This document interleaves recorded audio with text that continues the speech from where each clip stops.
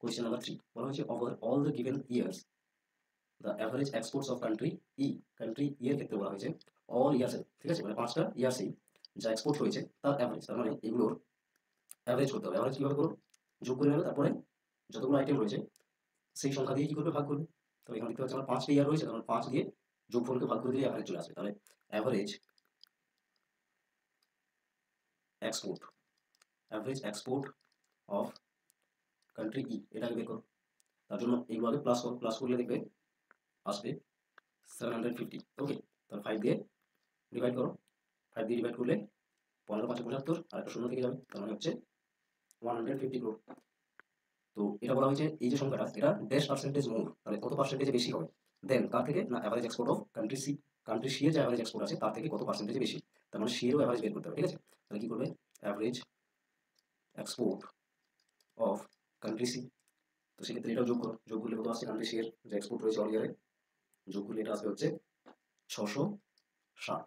অ্যাভারেজের জন্য 5 দিয়ে ডিভাইড করা হচ্ছে, তাহলে 5 দিয়ে ডিভাইড করলে পেয়ে যাবে 5 1 5, 5 3 15, 5 দিয়ে 10, 132 কোটি হলো।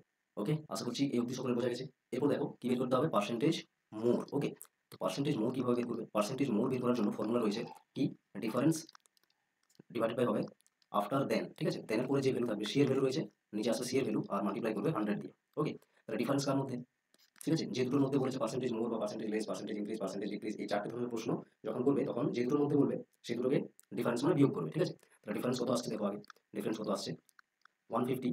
ওকে, আর রয়েছে 132, এই ডিফারেন্স করো মানে বিয়োগ করো, বিয়োগ করলে দেখো আসছে 18।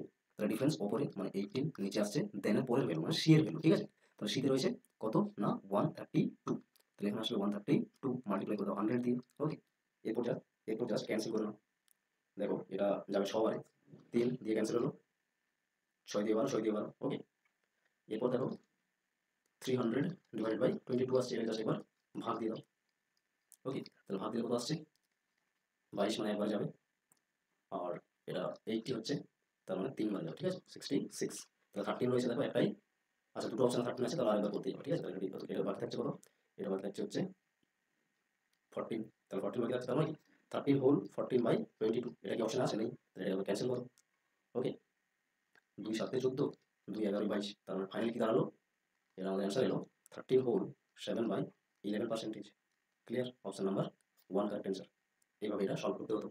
নেক্সট দেখো কোয়েশ্চেন নাম্বার 4, কোয়েশ্চেন নাম্বার 4 বলা হয়েছে what is the approximate percentage increase. Okay, এই দেখো পার্সেন্টেজ ইনক্রিজ এসেছে, তার মানে কি আগের ফর্মুলায় কাজে লাগবে, অ্যাপ্রক্সিমেট পার্সেন্টেজ ইনক্রিজ বের করতে হবে in the export of all the countries together. Okay, 6টা কান্ট্রিরই একসাথে 2022 ইন কম্পারিজন টু 2020, 2022 আর 2020 এর যা এক্সপোর্ট হচ্ছে তার মধ্যে থেকে পার্সেন্টেজ 2022-এ কত ইনক্রিজ হয়েছে সেটা বের করতে হবে, ঠিক আছে।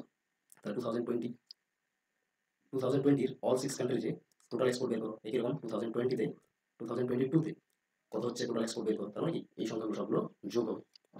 ওকে, এগুলো যোগ করে ইন্ডিভিজুয়ালি 2020-তে টোটাল এক্সপোর্ট হবে অল কান্ট্রি মানে এ টু এফ, তাহলে যোগ করে দেখো, যোগ করে দেখবে এটা চলে আসবে হচ্ছে 2022-এর ক্ষেত্রে 750 ক্রোড। ওকে, 2022-এর যদি যোগ করো এটা আসবে 750, আর 2020-তে আসবে 540, 2020-তে কত আসবে 540 ক্রোড, ঠিক আছে।